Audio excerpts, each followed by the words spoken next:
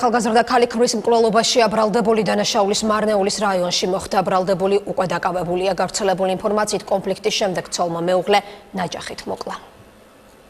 მარნეულის რაიონის სოფელ თაზაქენდში ცოლმა მეუღლე ნაჯახით მოკლა.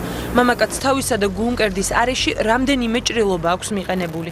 ცხედარს ექსპერტიზა უკვე ჩაუტარდა. ოჯახის წევრები მკვლელობის მოტივზე კომენტარს ამ დრომდე არ აკეთებენ. როგორც თანასოფლელები პირად საუბრებში აცხადებენ, შემთხვევას წინ სავარაუდოდ ურთიერთშელაპარაკება უძღოდა. მათივე ინფორმაციით, ქმარი ცოლს ხშირად სცემდა. Факт был зафиксирован. შემთხვევა დაახლოებით ღამის 2 საათზე მოხდა. მშობლებმა გაიგეს ხმა, რომ შევიდნენ დახვდათ გარდაცვლილი. ვერ გეტყვით მკვლელობაა თუ თვითმკვლელობაა. თუ მკვლელობაა, მოტივზე საუბარი ძალიან მიჭირს. მეუღლე და სხვა ოჯახის წევრები გვიან ღამემდე ყავდათ დაკითხვაზე. თავად გარდაცვლილი რუსეთში მუშაობდა და ახალი ჩამოსული იყო.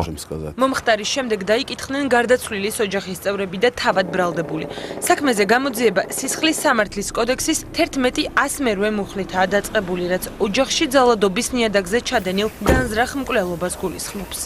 ცნობიერება ნამდვილად გაიზარდა ბოლო წლების მანძილზე, ვინაიდან კამპანიები ძალიან ხშირად ტარდება. ოჯახში ძალადობის პრობლემაზე მომუშავე ორგანიზაციები მამაკაცების მხრიდან მომართვიანობის სიმცირეზე საუბრობენ. საკუთარი პრაქტიკიდან გამომდინარე ისინი ამბობენ, რომ ქალების მიერ ქმრების მოკლის მიზეზი ძალადობაზე პასუხი და შურისძიებაა. ყველაზე ხშირად გავრცელებული ის არის, როცა ოჯახში არის ძალადობა ქალის მიმართ და ეს მithumetes თუ არის ხშირი და ხანგრძლივი, თავდაცვითი შეიძლება იყოს თავდაცვითი რეაქცია ინციდენტის დროს, ან შურისძიების, ასე ვთქვათ, სურვილი მეუღლის მიმართ. ჩვენთან ძირითადად ასევე ქალები მომართავენ და ძალიან იშვიათად ყოფილა შემთხვევა, როდესაც მამაკაც მოუმართავს დახმარებისთვის. თუმცა ეს იმას არ ნიშნავს, რომ მათზე არ ხორციელდება ძალადობა.